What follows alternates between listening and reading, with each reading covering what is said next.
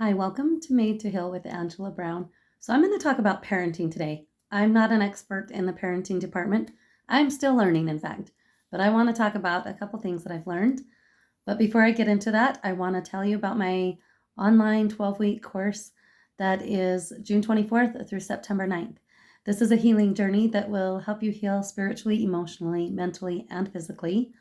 And I give out over 2 dozen home health remedies to help your family physically in times of illness or to keep them healthy. And I share that in the class. And then I share how to um, mentally charge up and things that will help build your mindset. And I help you learn how to clear emotions, connecting with the inner child, and healing from past childhood trauma. And I also teach how to have a connection, connecting with God, connecting with ourselves, and connecting with others. Human connection is so important, and I feel like we're losing a lot of that. I suffered from depression and suicidal thoughts for 30 plus years, and I am going on 9 years without having any depression or suicidal thoughts. Now, do I get sad? Do I have hard times? Absolutely. We all do. We are meant to feel our emotions. I teach about the importance of emotions and feeling them and processing through them and really moving through them quickly. And I dealt with feelings of anger and resentment, and I was just stuck and stagnant, and I was in the victim mindset mentality. And I'm telling you, I went from victim to victor through Christ. And this is what I teach on in this 12-week online course, how we can become victorious and grow and heal spiritually, emotionally, mentally, and physically. Because God is in us, we are meant to heal. And I give the tools and techniques that I've learned the last several years. So click on the link below to register for that. The first 20 people it's for ages 18 on up. The first 20 people that register get 50% off. It is a great value at full price, but you get 50% off for enrolling. Now, what I wanted to talk about is parenting. Parenting is tough. It's really rough.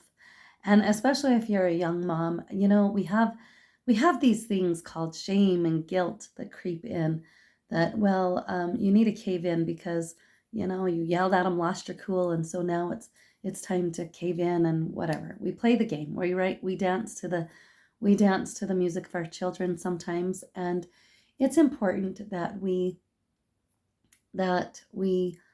learn boundaries and be okay with how things play out. I'm going to give you an example. I remember when I was raising my older kids, and anytime I would tell them the things that they didn't like me doing or whatever, they would tell me how mean I was and what a bad mom I was. And wow, I I wasn't expecting that coming from children.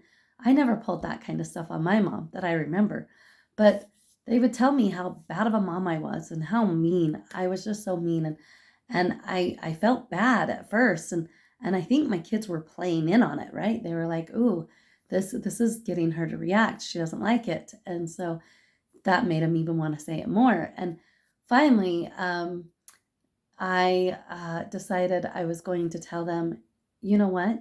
Because I felt so bad, and I knew that they were picking up on that too. And I said, you know what? Yeah, you know what? I love it when you tell me that I'm a mean mom and that I'm, that I'm not nice or whatever. I'm like, that means I'm doing my job.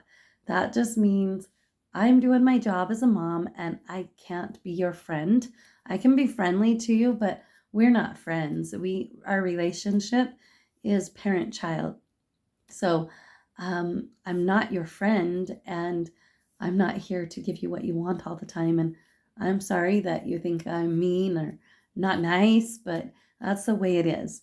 And I noticed that when I would respond to that, then the comments of "you're the meanest mom ever," they slowly went away because, and not really slowly, within a few weeks, couple months, whatever that looked like, they realized that, oh, what I'm telling my mom isn't hurting her feelings, and she's not having these guilty emotions, whatever. I know they're not thinking that deep, they're little, but kids learn how to play play on our emotions. And so it's important to stand your ground, to set your boundaries. Boundaries are so important. And it's easy to, cave in when, I used to be a big yeller to my kids. And then after the fact, I'd feel so bad and feel so guilty. So then I would give them what they want. And it was just kind of this vicious cycle. And so, sometimes this was allowed, but most times it wasn't, right? And the times I allowed things was when was feeling my emotions were getting the better of me, and I was just feeling guilty. And so I would just, cave into things that normally I had a strong boundary on. So it's so important that we hold on to our boundaries and that we don't feel guilty, and that we can acknowledge when our kids say, yeah, you're so mean or whatever. It's like, good, good. Tell me that, because guess what? That means I'm doing my job and I'm okay with that. So stand into your power and be okay. And there's a lot of, kids like to do pitting, parents do pitting with kids, and that's just a toxic trait. So just start standing firm in what your rules are, or whatever that you have set in place in order for your children, and stick to them. Stick to them, because consistency is everything. Kids are going to go haywire if it's okay sometimes, but most of the time it's not. They're not okay with that. Kids love boundaries, and they need to know the boundaries. Also, the same thing, I'm heading into a whole new ball game with parenting with adult children. Adult children are so different to parent than your younger kids, right? You can't tell your adult children, what they need to do and what to do. It's the agency thing that comes into play, but it's so important to be able to keep your boundaries with adult children as well. Although we can't call the shots all the time, you have to have boundaries in your space, and that's important. So stick to those boundaries. And sometimes you're not going to be the most favorite guy, and sometimes I'm a middle child, so my big thing is keeping the peace. I just want to be a peacemaker. Oh, I don't want people being mad or whatever, but a lot of the times we just want to keep peace, but sometimes that's not our job either. And it's not our job to make our kids happy. That's another thing that I really want to put in place. Parents, I found myself saying this, and I hear a lot of parents, I just want my kids to be happy. I want to make my kids happy. I just want them to be happy. But guess what? That is not our job. Our job is not to make our kids happy. Do we want our kids happy? Absolutely. We want our kids to choose things that will bring happiness to their lives, but we can't choose it for them. Happiness is an individual choice.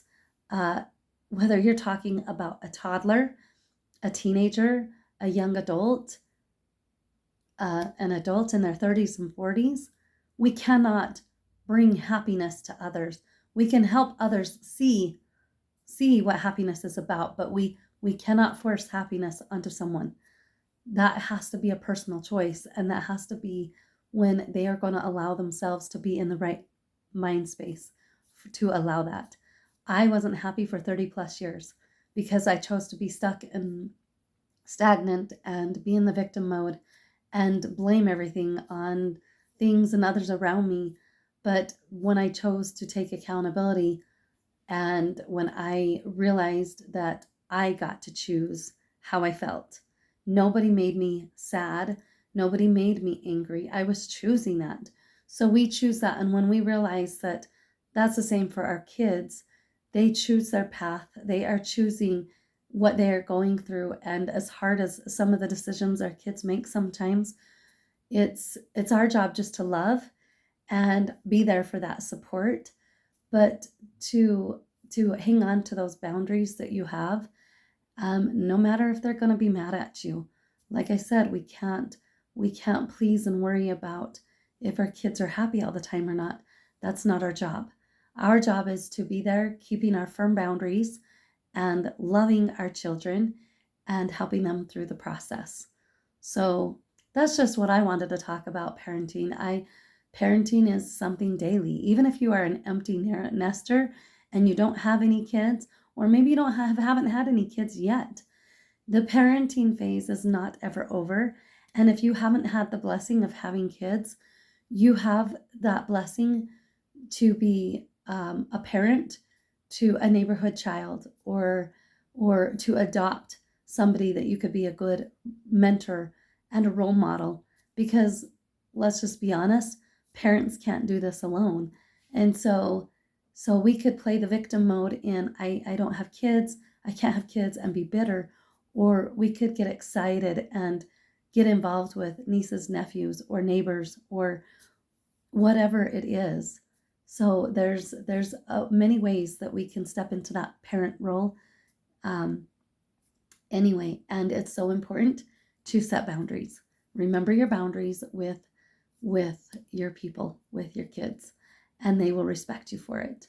So go ahead and subscribe to my channel, and click on the links below and share it with others. God bless, and until next time, bye.